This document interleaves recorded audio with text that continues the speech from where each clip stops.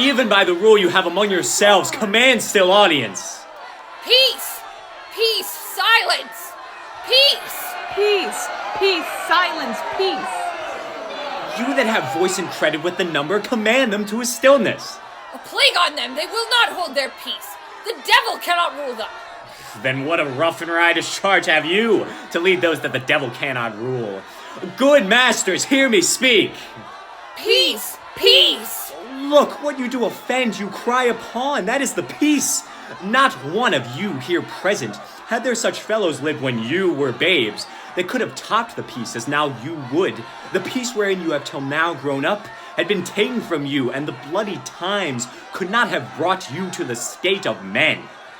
Alas, poor things, what is it you have got, although we grant you get the thing you seek? Marry, the removing of the strangers. Grant them removed, and grant that this your noise had chid down all the majesty of England. Imagine that you see the wretched strangers, their babies at their backs and their poor luggage, plodding to the ports and coasts for transportation, and that you sit as kings in your desires, authority quite silent by your brawl, and you in ruff of your opinions clothed, what had you got? I'll tell you, you had taught how insolence and strong hands should prevail, how order should be quelled, and by this pattern not one of you should live an aged man, for other ruffians as their fancies wrought, with self-same hands, self-reasons, and self-right, would shark on you, and men like ravenous fishes would feed on one another. What do you to your souls in doing this? Oh, desperate as you are, wash your foul minds with tears, and those same hands that you like rebels lift against the peace, lift up for peace, and your unreverent knees, make them your feet to kneel to be forgiven. You'll put down strangers, kill them, cut their throats, possess their houses, and bleed the majesty of law in line to slip him like a hound. Say now the king should so much come to short of your great trespass, as but to banish you, whither would you go? What country, by the nature of your error, should give you harbor? Go you to France or Flanders, to any German province, to Spain or Portugal, nay, anywhere that not adheres to England? Why, you must needs be strangers. Would you be pleased to find a nation of such barbarous temper that breaking out in hideous violence would not afford you an abode on earth, whet their detested knives against your throats, spurned you like dogs, and like as if that God owed not nor made not you, nor that the claimants were not all appropriate to your comforts, but chartered unto them? What would you think to be thus used? This is the stranger's case, and this your mountainish inhumanity.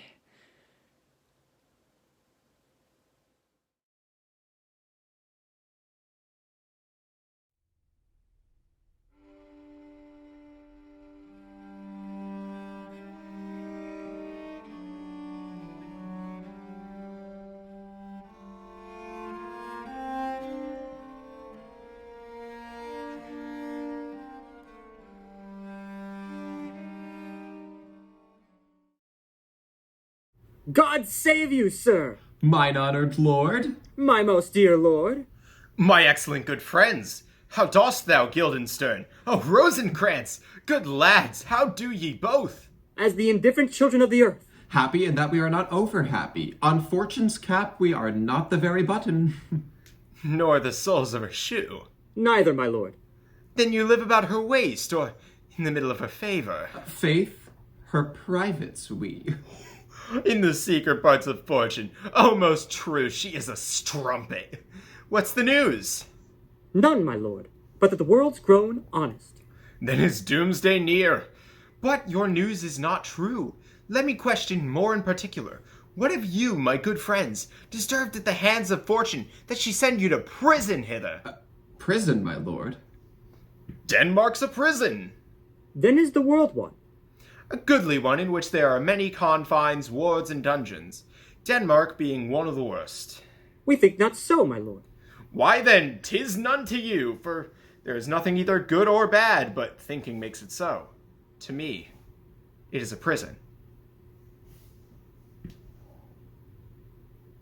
Oh, why then your ambition makes it one.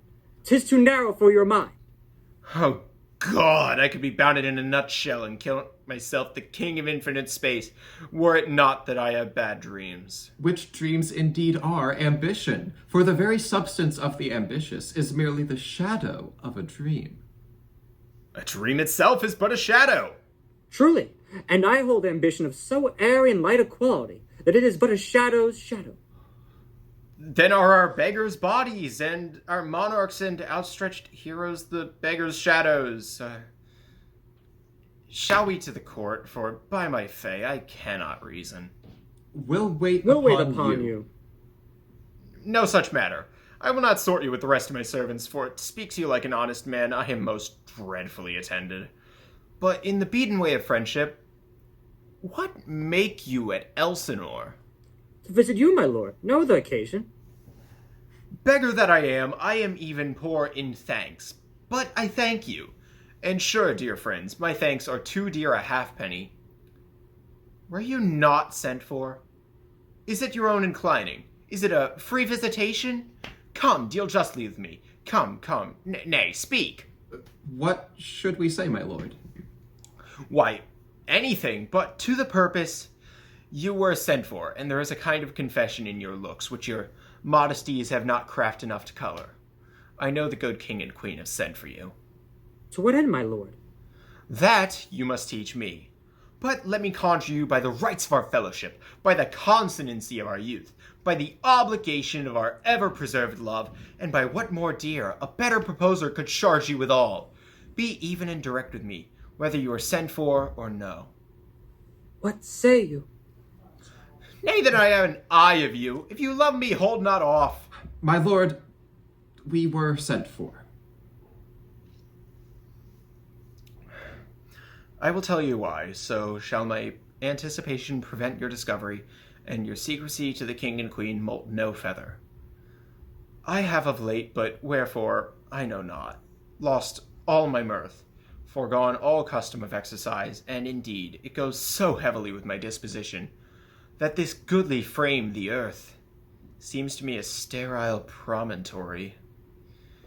This most excellent canopy, the air, look you, this brave o'erhanging, this majestical roof, fretted with golden fire, why, it seems to me no other thing than a foul and pestilent congregation of vapors.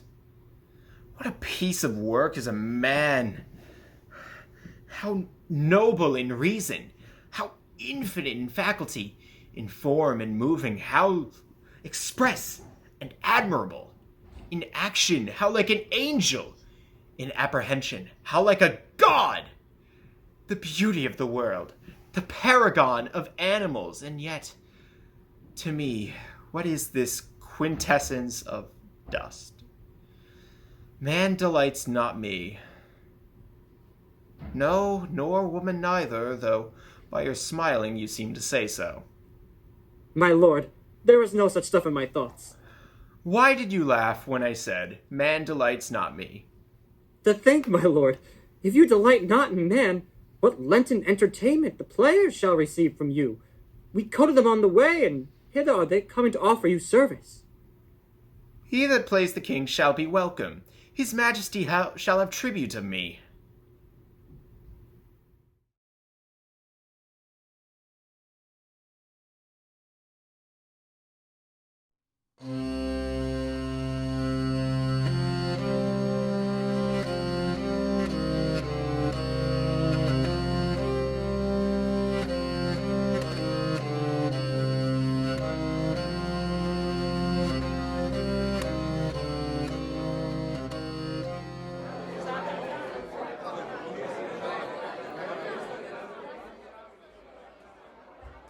Will you go see the order of the course?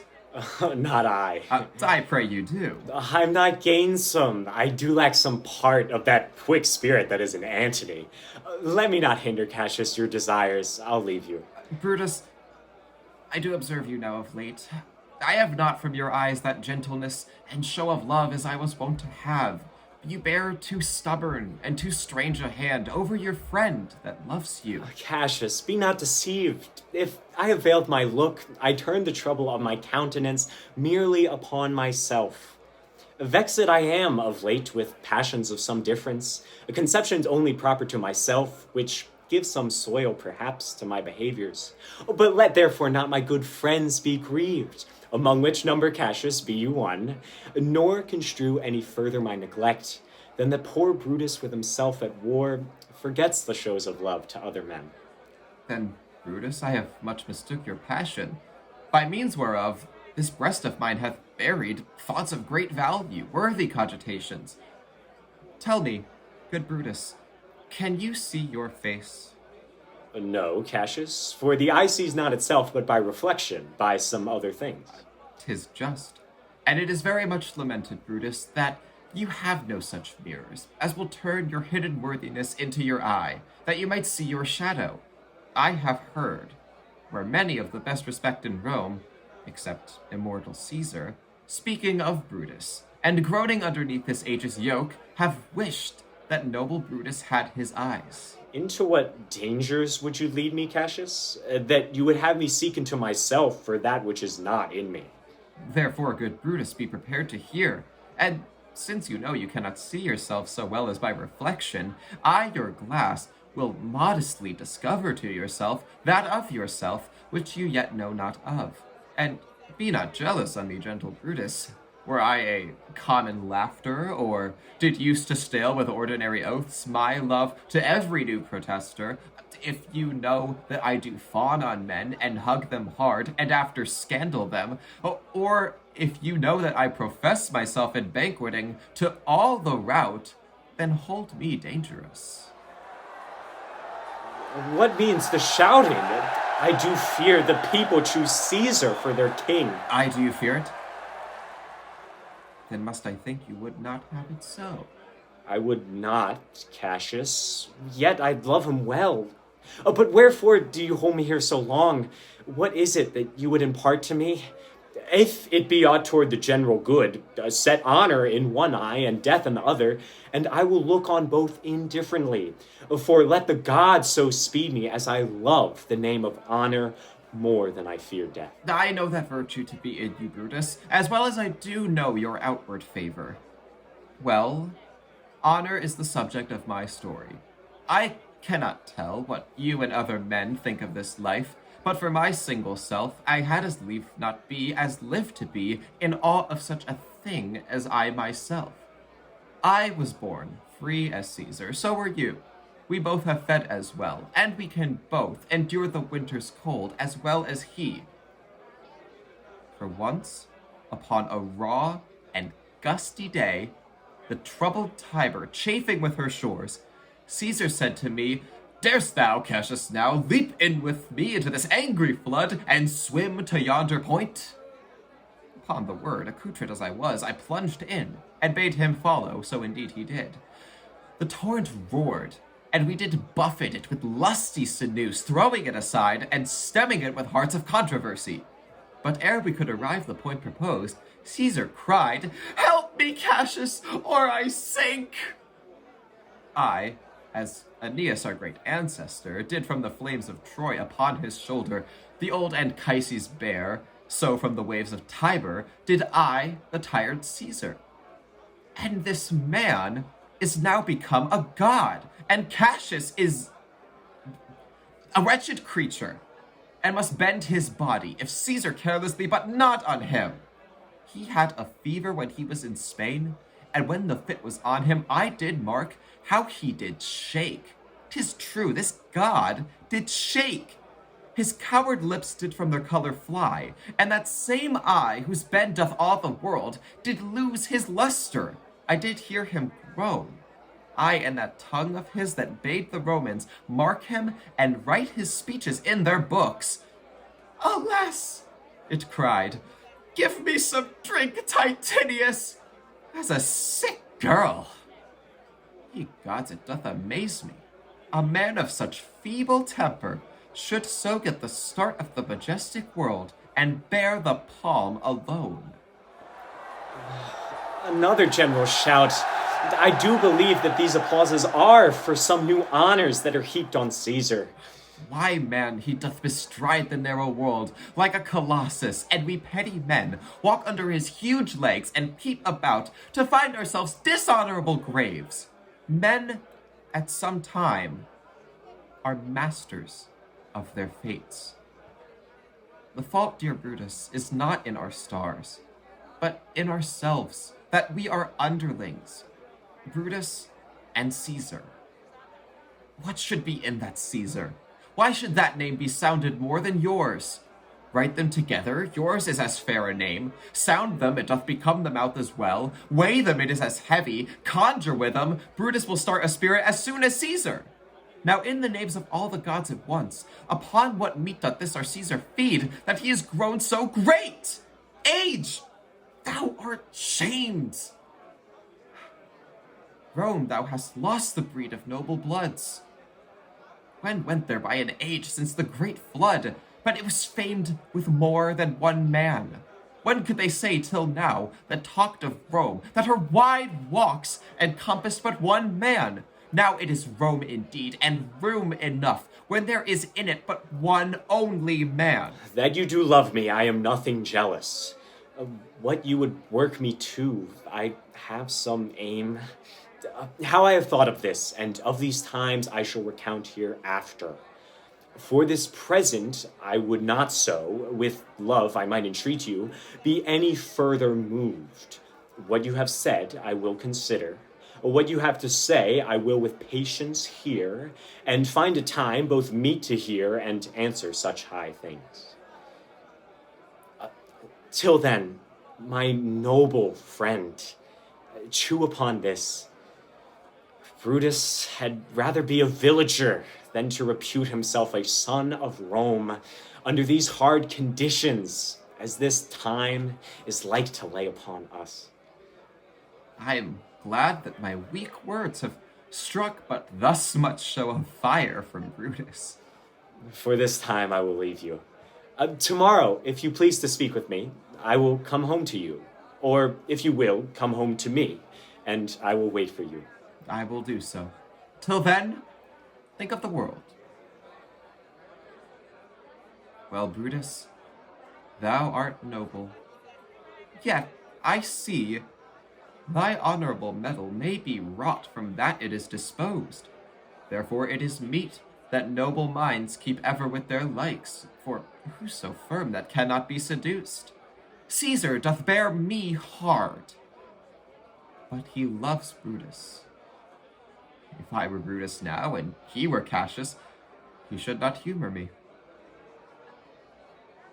I will this night, in several hands, in at his windows throw, as if they came from several citizens, writings, all tending to the great opinion that Rome holds of his name, wherein obscurely Caesar's ambitions shall be glanced at. And after this, let Caesar seat him sure, for we will shake him, or worse days endure. It must be by his death. Oh, and for my part, I know no personal cause to spurn at him, but for the general. He would be crowned. How that might change his nature, there's the question. It is the bright day that brings forth the adder, and that craves wary walking. Crown him that, and then I grant we put a sting in him, that at his will he may do danger with. The abuse of greatness is when it disjoins remorse from power.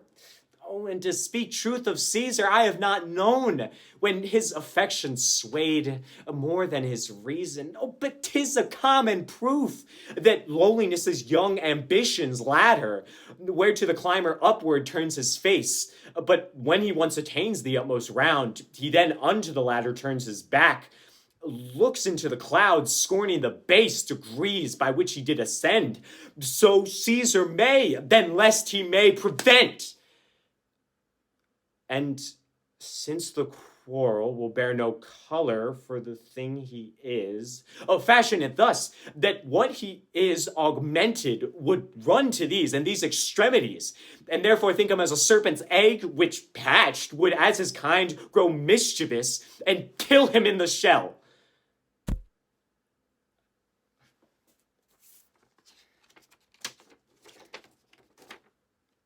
Brutus, thou sleepst. Awake and see thyself. Shall Rome speak, strike, redress? Brutus, thou sleepst. Awake. Such instigations have been often dropped where I've took them up. Shall Rome, thus must I piece it out. Shall Rome stand under one man's awe? What Rome? My ancestors did from the streets of Rome the Tarquin drive when he was called a king. Speak, strike, redress. Am I entreated to speak and strike? Oh, Rome, I make thee promise. If the redress will follow, thou receivest thy full petition at the hand of Brutus.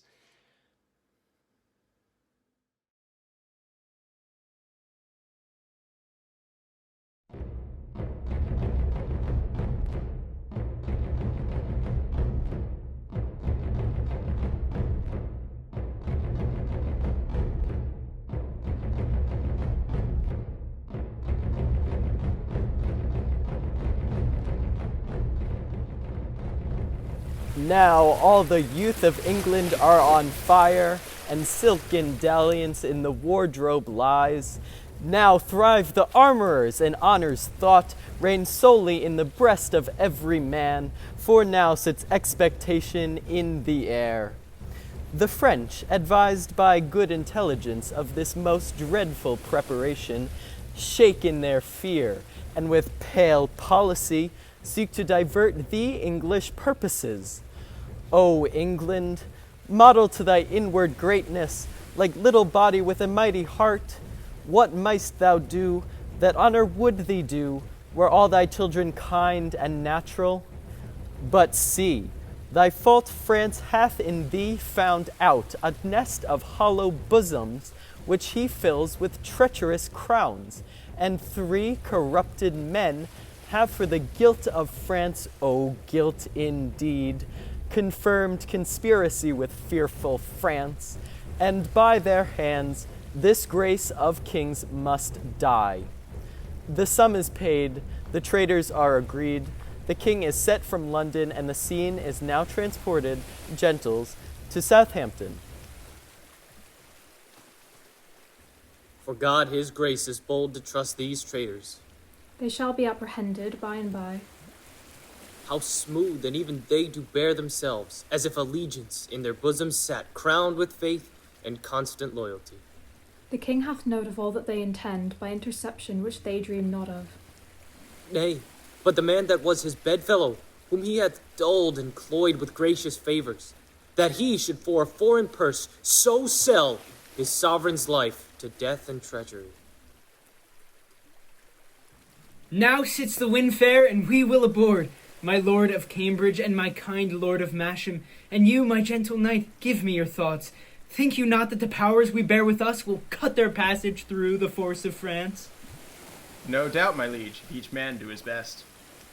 I doubt not that, since we are well persuaded, we carry not a heart with us from hence that grows not in fair consent with ours, nor leave not one behind that doth not wish success and conquest to attend on us. Never was a monarch better feared and loved than is your majesty. There's not, I think, a subject that sits in heart grief and uneasiness under the sweet shade of your government. True, those that were your father's enemies have steeped their galls in honey, and do serve you with hearts create of duty and of zeal. We therefore have great cause of thankfulness, and shall forget the office of our hand sooner than quittance of desert and merit, according to the weight and worthiness.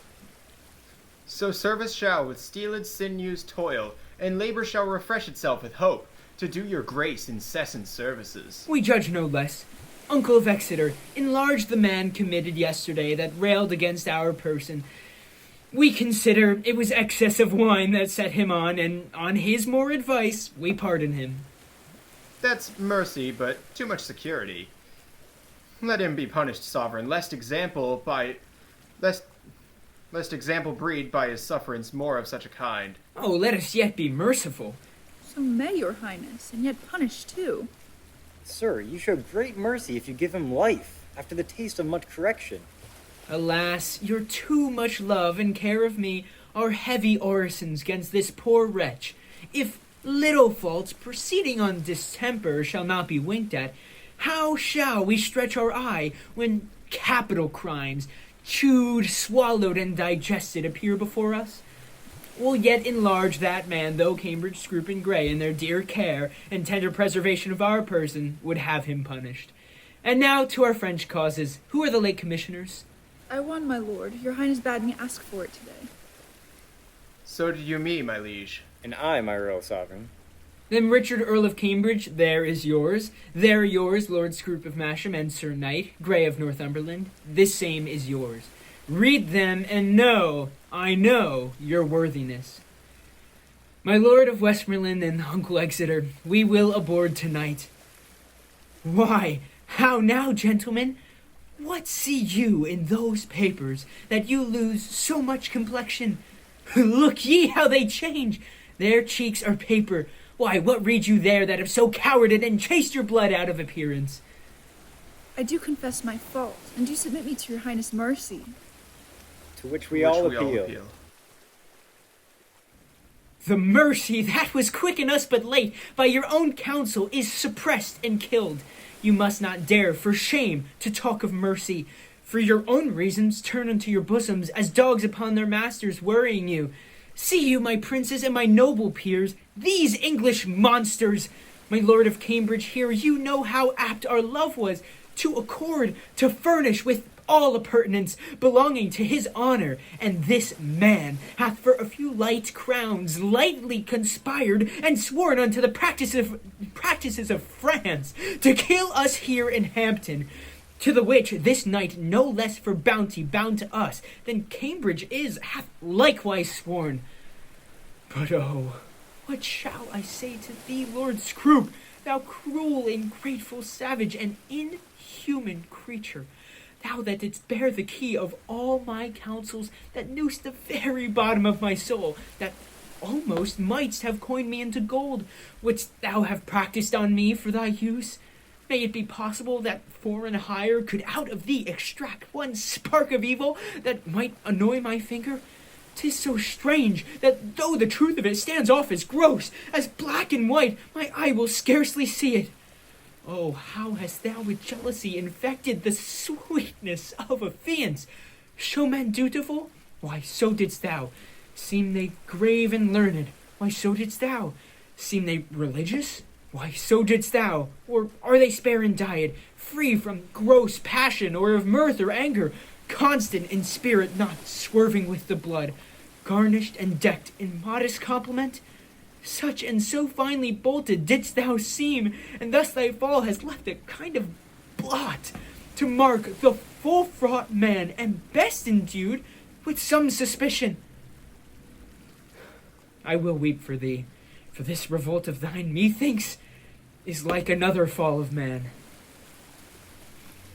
Their faults are open. Arrest them to the answer of the law, and God acquit them of their practices. I arrest thee of high treason by the name of Richard Earl of Cambridge. I arrest thee of high treason by the name of Thomas Lord Scroop of Masham. I arrest thee of high treason by the name of Thomas Grey, Knight of Northumberland. Our purposes God justly hath discovered, and I repent my fault more than my death, which I beseech your highness to forgive, although my body pay the price of it. For me, the gold of France did not seduce, although I did admit it as motive the sooner to infect what I intended. But God be thanked for prevention, which in sufferance heartily will rejoice, beseeching God and you to pardon me. Never did faithful subject more rejoice at the discovery of most dangerous treason. than I do at this hour joy o'er myself, prevented from a damned enterprise. My fault, but not my body. Pardon, sovereign. God quit you in his mercy. Hear your sentence. You have conspired against our royal person, joined with an enemy proclaimed, and from his coffers received the golden earnest of our death, wherein you would have sold your king to slaughter, his princes and peers to servitude, his subjects to oppression and contempt, and his whole kingdom into desolation. Touching our person, seek we no revenge, but we our kingdom's safety must so tender, whose ruin you sought, that to her laws we do deliver you. Get you therefore hence, poor miserable wretches, to your death. The taste whereof God of his mercy give you patience to endure, and true repentance of all your dear offenses. Bear them hence. Now, lords, for France, the enterprise whereof shall be to you as us like glorious. We doubt not of a fair and lucky war, since God so graciously hath brought to light this dangerous treason lurking in our way. Cheerly to see the signs of war advance, no king of England, if not King of France.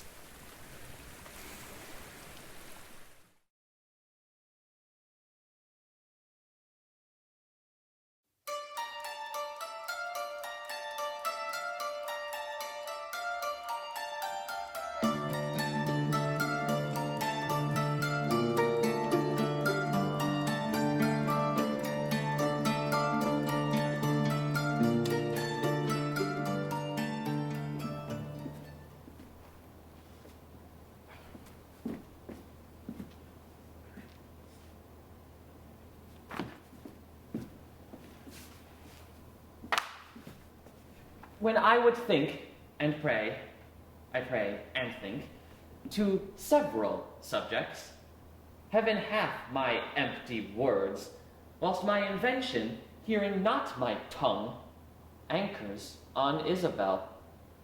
Heaven in my mouth, as if I did but only chew his name, and in my heart the strong and swelling evil, my conception. The state whereon I studied is like a good thing, being often read, grown seared and tedious.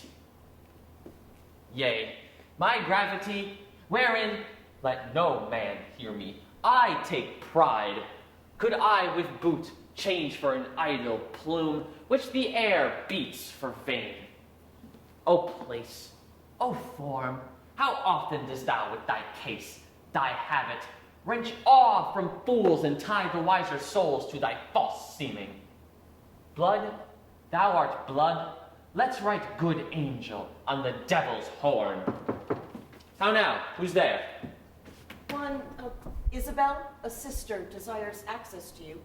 Teach her the way. Oh heavens, why does my blood thus muster to my heart, making both it unable for itself, and dispossessing all my other parts of necessary fitness? So play the foolish throngs with one that swoons.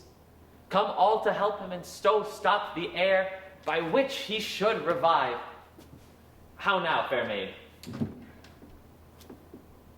I am come to know your pleasure. That you might know it would much better please me than to demand what 'tis. Your brother cannot live. Even so. Heaven keep your honor. Yet may he live a while, and it may be as long as you or I. Yet he must die. Under your sentence? Yea.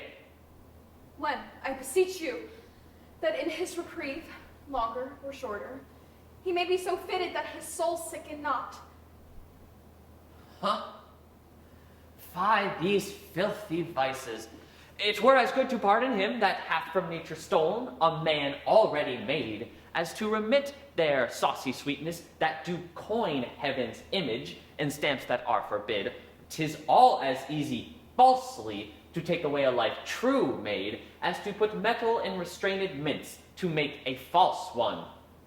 'Tis set down so in heaven, but not in earth. Say you so? Then I shall pose you quickly. Which had you rather?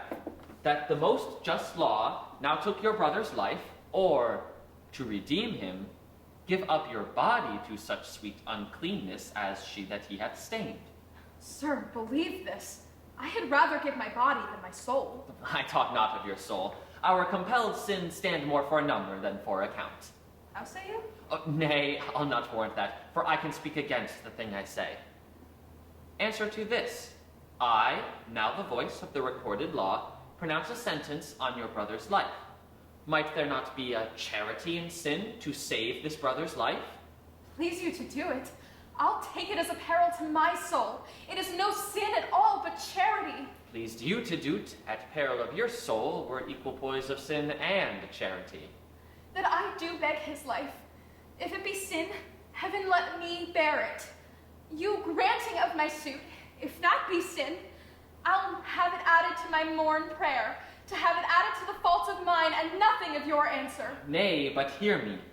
Your sense pursues not mine. Either you are ignorant, or seem so craftily, and that's not good. Let me be ignorant, and in nothing good, but graciously to know I am no better. Thus doth wisdom wishes to appear most bright, when it doth tax itself. But mark me. To be received plain, I'll speak more gross. Your brother is to die. So? And his offense is so, as it appears, accountant to the law upon that pain. True. Admit no other way to save his life, as I subscribe not that, nor any other, but in the loss of question, that you, his sister, finding yourself desired of such a person, whose credit with the judge or own great place, could fetch your brother from the manacles of the all-building law, and that there were no earthly mean to save him, but that either you must lay down the treasures of your body to this supposed, or else let him suffer, what would you do? As much for my poor brother as myself. That is, were I under the terms of death, the impression of keen whips I'd wear as rubies, and strip myself to death as to a bed that longing have been sick for, ere I yield my body up to shame. Then must your brother die. And 'twere the cheaper way.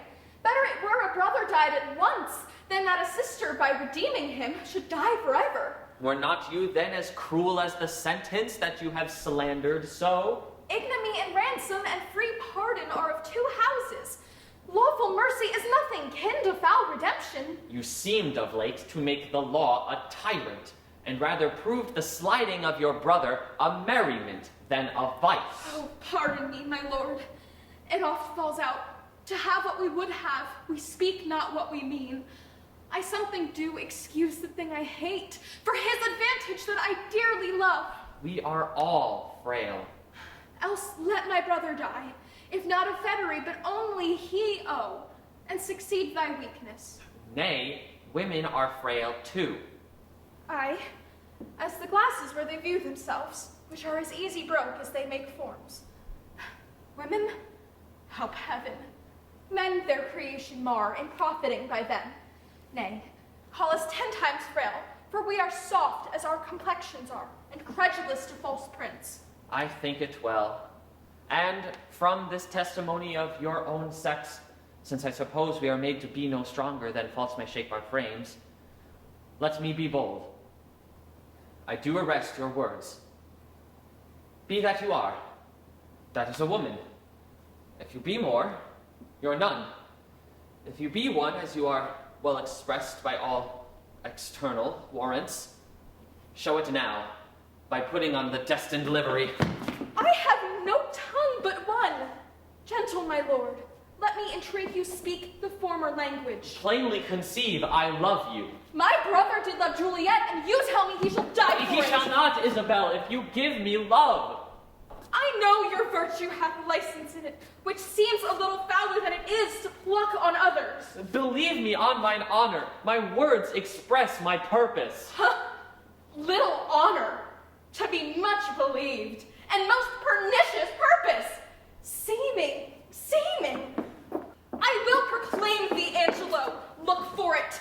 Sign me a present pardon for my brother, or with an outstretched throat I'll tell the world aloud what man thou art. Who will believe thee, Isabel? my unsoiled name, the austereness of my life, my vouch against you, and my place at the state will so your accusation overweigh that you shall stifle in your own report and smell of calumny. I have begun, and now I give my sensual race the rein. Fit thy consent to my sharp appetite, lay by all niceties and prolicious blushes that banish what they sue for.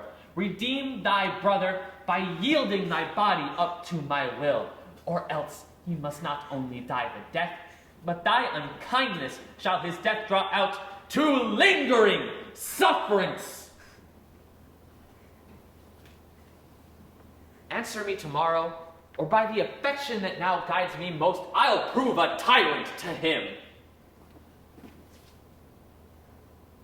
As for you, say what you can. My false o'erweighs your true. To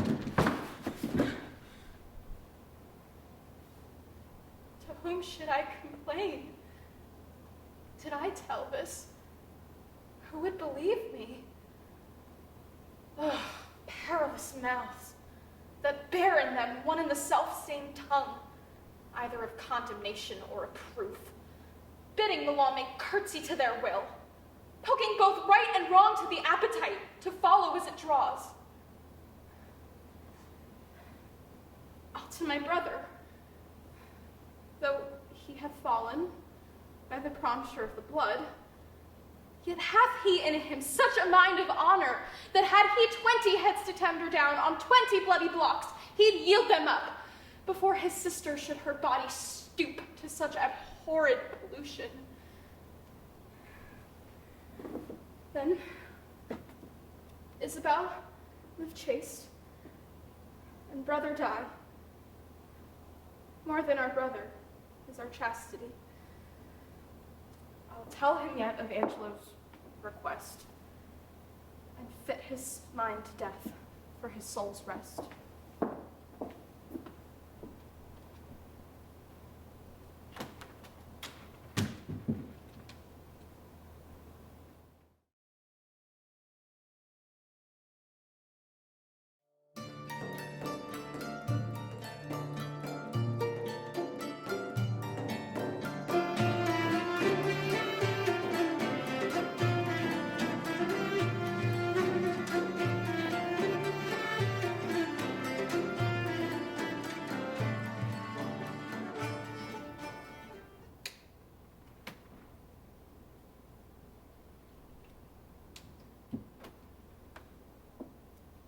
Now, sister, what's the comfort? Why, as all comforts are, most good indeed. Lord Angelo, having affairs to heaven, intends you for his swift ambassador, where you shall be in everlasting leisure. Therefore, your best appointment make with speed. Tomorrow, you set on. Is there no remedy? None, but such remedy as to save a head, to cleave a heart in twain. But is there any? Yes, brother, you may live. There is a devilish mercy in the judge, if you'll implore it, that will free your life but fetter you till death. Perpetual durance? Aye, just perpetual durance. A restraint, though all the world's facility you had, to a determined scope. But in what nature? In one, as you consenting to it, that would bark your honor from that trunk you bear and leave you naked. Let me know the point. Oh, I do fear thee, Claudio, and I quake, lest thou a feverish life shouldst entertain, and 6 or 7 winters more respect than a perpetual honor. Darest thou die? The sense of death is most in apprehension, and the poor beetle that we tread upon in corporal sufferance finds a pang as great as when a giant dies. Why give you me this shame? Think you I can a resolution fetch from flowery tenderness? If I must die, I'll encounter darkness as a bride, and hug it in mine arms. There spake my brother. There my father's grave did utter forth a voice. Yes, thou must die. thou art too noble to conserve a life in base appliances. This outward sainted deputy, whose settled visage and deliberate word nips youth in the head, and follies doth anew as falcon doth the fowl, is yet a devil. His filth within being cast, he would appear a pond as deep as hell. The princely Angelo? Oh, 'tis the cunning livery of hell, the damnous body to invest and cover in such princely guards. Does thou think, Claudio, if I should yield him my virginity, thou mightst be freed? Oh, heavens, it cannot be. Yes, he would give thee from this rank offense, so to offend him still. This night's the time that I should do what I abhor to name, or else thou diest tomorrow. Thou shalt not do it. Oh, were it but my life, I'd throw it down for your deliverance as frankly as a pin. Thanks, dear Isabel.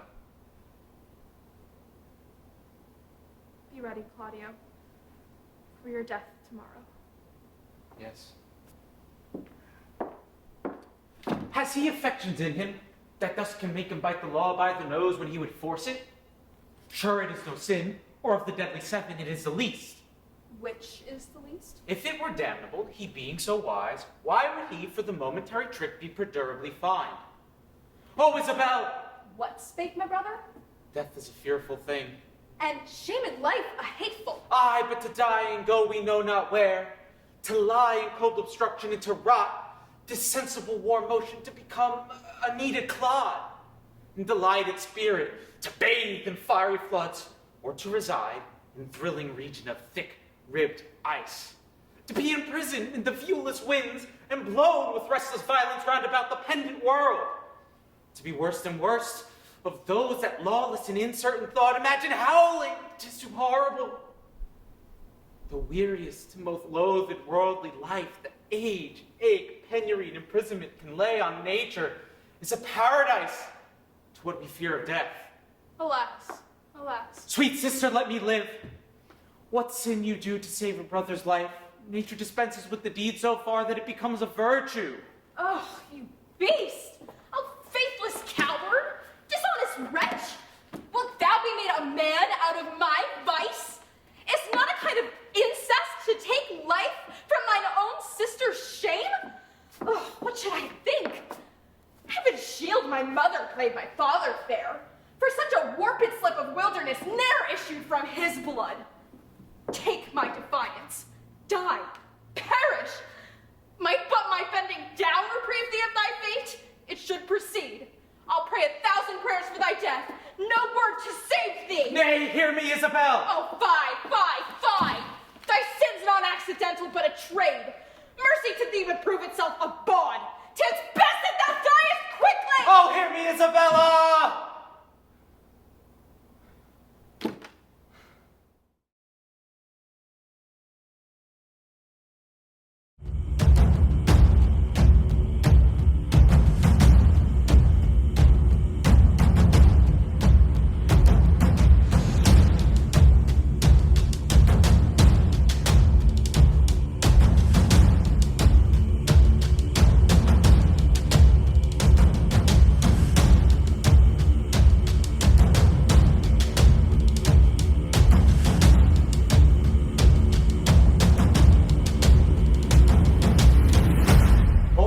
Talbot, I did send for thee to tutor thee in stratagems of war. That Talbot's name might be in thee revived, when sapless age and weak enable limbs should bring thy father to his drooping chair. But O malignant and ill-boding stars, now thou art come unto a feast of death, a terrible and unavoided danger. Therefore, dear boy, mount on my swiftest horse, and I'll direct thee how thou shalt escape by sudden flight. Come, dally not. Be gone. Is my name Talbot? And am I your son? And shall I fly? Oh, if you love my mother, dishonor not so honorable name, to make a bastard and slave of me. The world will say he is not Talbot's blood, that basely fled when noble Talbot stood. Fly to revenge my death, if I be slain. He that flies so will ne'er return again. If we both stay, we both are sure to die. Then let me stay. And father, do you fly? Your loss is great, so your regard should be. My worth unknown, no loss is known in me. Upon my death, the French can little boast. In yours they will, in your hopes are lost. Flight cannot stain the honor you have won, but mine it will that no exploit have done. You fled for vantage, everyone will swear. But if I bow, they'll say it was for fear. There is no hope that ever I will stay. The first hour I shrink and run away. Here on my knee I beg mortality, rather than life preserved with infamy. Should all thy mother's hopes lie in one tomb? Aye, rather than I'll shame my mother's womb. Upon my blessing, I command thee go. To fight I will, but not to fly the foe. Part of thy father might be saved in thee. No part of him, but will be shame in me. Thou never hast renown, nor canst not lose it. Yes, your renowned name. Shall flight abuse it? Thy father's charge shall clear thee from the stain. You cannot witness for me being slain. If death be so apparent, then both fly. And leave my followers here to fight and die? My age was never tainted with such shame. And shall my youth be guilty of such a blame? No more can I be severed from your side. Then can yourself into and divide. Stay, go, do what you will, the like do I. For live I will not, if my father die.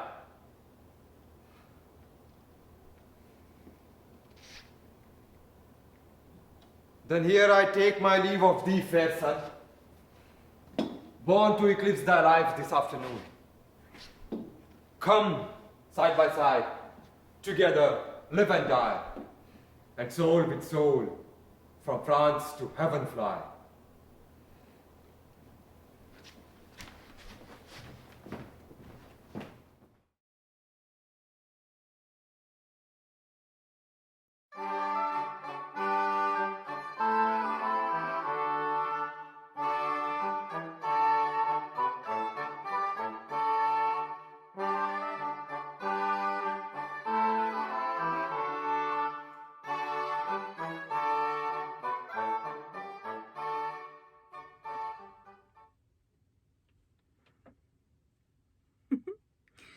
What, have 'scaped love letters in the holiday time of my beauty, and am I now a subject for them?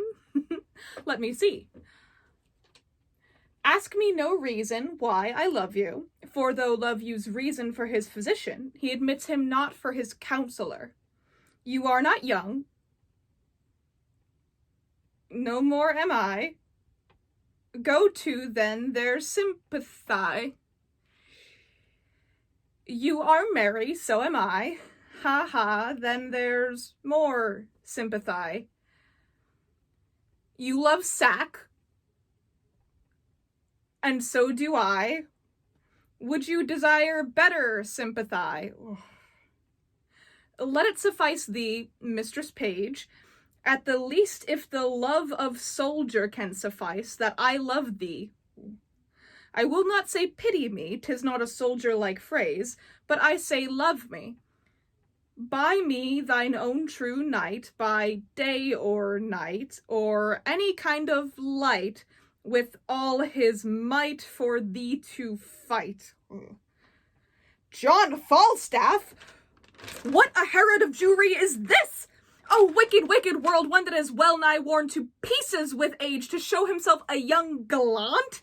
Oh, what unweighed behavior hath this Flemish drunkard picked, in the devil's name, out of my conversation, that he dares in this manner assay me? Why, hath he not been thrice in my company? What do I say to him? I was then frugal of my mirth, heaven forgive me. Why, I'll exhibit a bill in the Parliament for the putting down of men. How shall I be revenged on him? For revenged I will be, as sure as his guts are made of puddings. Mistress Page, trust me, I was going to your house. And trust me, I was coming to you. You look very ill. Nay, I'll never believe that. I have to show to the contrary. Faith, but you do in my mind. Well, I do then. Yet I say I could show you to the contrary. Oh, Mistress Page, give me some counsel. What's the matter, woman? Oh, woman, if it were not for one trifling respect, I could come to such honor. Hang the trifle woman, take the honor. What is it? Dispense with trifles, what is it? If I would but go to hell for an eternal moment or so, I could be knighted. What? Thou liest, Sir Alice Ford. These knights will hack, and so thou shouldst not alter the article of thy gentry. We burn daylight. Here, read. Perceive how I might be knighted. I shall think the worse of fat men, as long as I have an eye to make difference of men's liking. And yet he would not swear, praised women's modesty, and gave such orderly and well-behaved reproof to all uncomeliness, that I would have sworn his disposition would have gone to the truth of his words. But they do no more adhere and keep place together than the 100 psalms to the tune of green sleeves. What tempest, I trow, threw this whale with so many tons of oil in his belly ashore at Windsor? How shall I be revenged on him? I think the best way were to entertain him with hope, till the wicked fire of lust have melted him in his own grease. Did you ever hear the like? Letter for letter, but that the name of Page and Ford differs. To thy great comfort in this mystery of ill opinions, here's the twin brother of thy letter. But let thine inherit first, for I protest mine never shall. I warrant he hath 1,000 of these letters, writ with blank space for different names, sure more. And these are of the 2nd edition. He will print them out of doubt, for he cares not what he puts into the press, when he would put us to. I had rather be a giantess and lie under Mount Pelion. Well, I will find you 20 lascivious turtles ere one chaste man. Why, this is the very same, the very hand, the very words. What do they think of us? Nay, I know not. It makes me almost ready to wrangle with mine own honesty. I'll entertain myself like one that I am not acquainted withal, for sure, unless he knows some strain in me that I know not in myself, he would not have boarded me in this fury. Boarding, call you it. I'll be sure to keep him above deck. So will I. If he comes under my hatches, I'll never to see again. Let's be revenged on him. Let's appoint him a meeting, give him a show of comfort in his suit, and lead him on with a fine baited delay till he have pawned his horses to mine host of the garter. Nay, I will consent to act any villainy against him that may not sully the chariness of our honesty. Oh, that my husband saw this letter, it would give eternal food to his jealousy. Why, look where he comes. And my good man, too. He's as far from jealousy as I am from giving him his cause, and that, I hope, is an unmeasurable distance. You are the happier woman. Let's consult together against this greasy knight. Come hither.